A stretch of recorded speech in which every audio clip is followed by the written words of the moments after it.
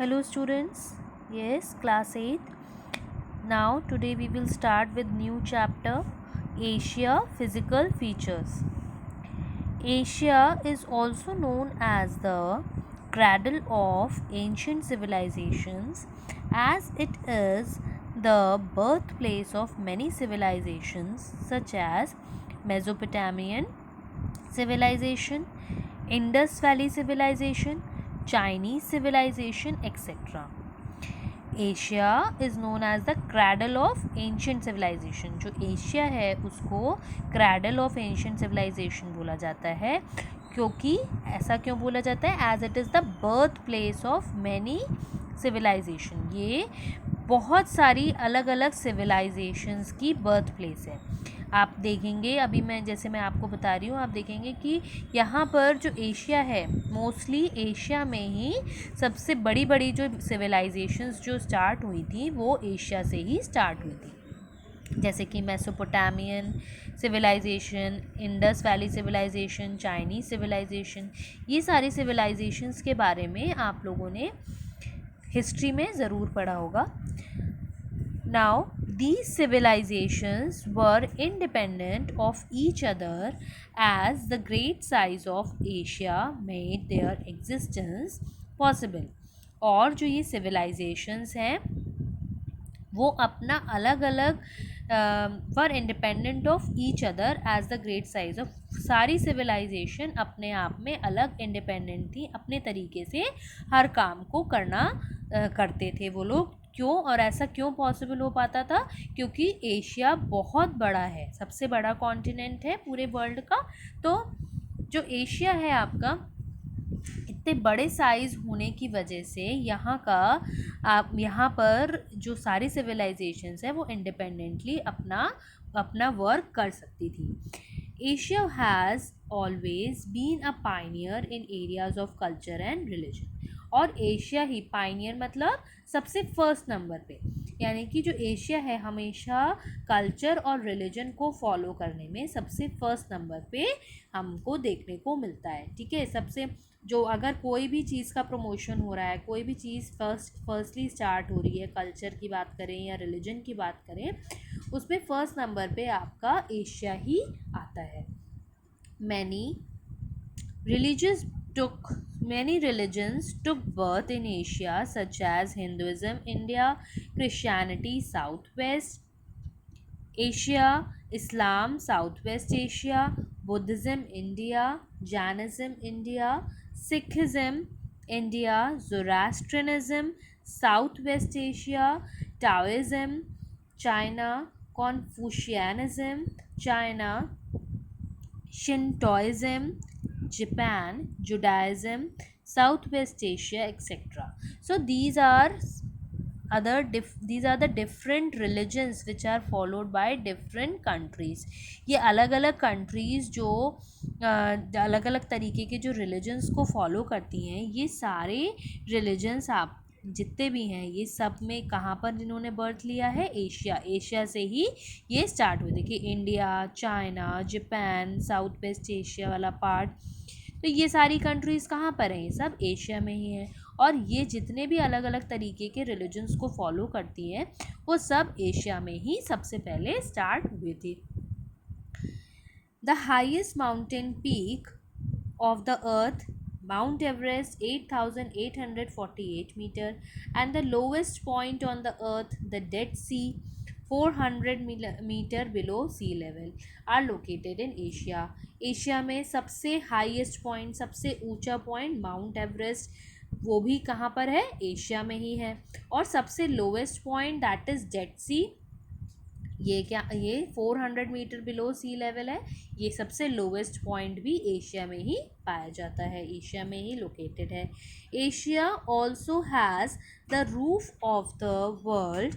It is the प्लेटू of Tibet that holds the record for being the highest and the largest प्लेटू of the world. और जो Asia को roof of the world भी कहा जाता है। क्यों? क्योंकि जो प्लेटू ऑफ तिब्बत है वो सबसे हाईएस्ट और सबसे बड़ा प्लेटू माना जाता है, और इसीलिए ये लार्जेस्ट प्लेटू ऑफ द वर्ल्ड। तो जो प्लेटू ऑफ तिब्बत है, this is the largest प्लेटू of the world. Lake Baikal is the largest fresh water lake in Europe and Asia. जो लेक बाइकल है ये सबसे बड़ी फ्रेश वाटर लेक, बिल्कुल फ्रेश वाटर आता है होता है इसमें, fresh water lake, largest fresh water lake है जो यूरोप और एशिया से होती हुई वहाँ पर सिचुएटेड है, with a depth of 1743 metre. और इसकी जो ये झील है, जो ये लेक है, इसकी जो आपकी डेप्थ है, जो गहराई है, वो कितनी है? 1743 metre. Verkhoyansk in Russia is the coldest inhabited place in the world with the winter temperature of -70 degree centigrade. जो वर्खोयांस्क है रशिया में, वो सबसे ठंडा प्लेस है पूरे वर्ल्ड का, सबसे ठंडा प्लेस है वर्ल्ड का। और वो भी कब होता है? जब विंटर सीजन होते हैं। वहाँ का टेम्परेचर कहाँ तक पहुँच जाता है? -70 degree centigrade. Mozanram in India is reportedly the wettest place on the earth with an annual rainfall of 11,872 millimeter, and the world largest delta, the Ganga and the Brahmaputra delta in India, are the parts of Asia. अब जो सबसे मॉजन RAM जो India में है, वो सबसे ज़्यादा wettest place है पूरे अर्थ का, जहाँ पर सबसे ज़्यादा बारिश रिकॉर्ड की जाती है, दैट इज़ 11,872 मिलीमीटर। और उसके साथ साथ यहाँ के वर्ल्ड के लार्जेस्ट डेल्टाज भी पाए जाते हैं, that is Ganga and the Brahmaputra delta. और गंगा और ब्रह्मपुत्र डेल्टा वो भी आपके कहाँ पर है? इंडिया में ही है, जो एशिया का एक पार्ट है। All the above said areas are world famous. और जितनी भी अभी हम लोगों ने अलग अलग एरियाज़ के बारे में बात करी, ये सारे पूरे पूरे वर्ल्ड में फेमस हैं। Asia is also known as Asu which means the land of rising sun. Asia को और क्या बोला जाता है? आसू बोला जाता है। क्यों? क्योंकि ये लैंड ऑफ राइजिंग सन है। इसको क्या बोला जाता है? Land of rising sun. ये ऐसा कंट्री है जहाँ पर सनराइज बहुत जल्दी होता है। In other words, Asia comprises, इसका मतलब क्या हुआ? एक तो सनराइज़ और उसके साथ साथ जो डिफरेंट कल्चर और सिविलाइजेशंस यहाँ पर फॉलो होते हैं, इसलिए भी इसको लैंड ऑफ राइजिंग सन कहा जाता है। देखिए इसी का मीनिंग आगे लिखा हुआ है। In other words, Asia comprises great variation in itself, not just in its culture, civilization, etc., but it also shows variation in terms of climate, vegetation, relief features, etc. Okay class, one thing I tell you, इसको land of rising sun इसलिए बोला जाता है क्योंकि ये इस Asia में बहुत हर चीज़ में आपको वेरिएशन देखने को मिलेगा, चाहे वो कल्चर हो, चाहे वो सिविलाइजेशन हो, या उसके साथ साथ अगर हम क्लाइमेट, वेजिटेशन और रिलीफ फीचर्स की भी बात करें तो उसमें भी आपको अलग अलग तरीके की चीज़ें देखने को मिलेंगी।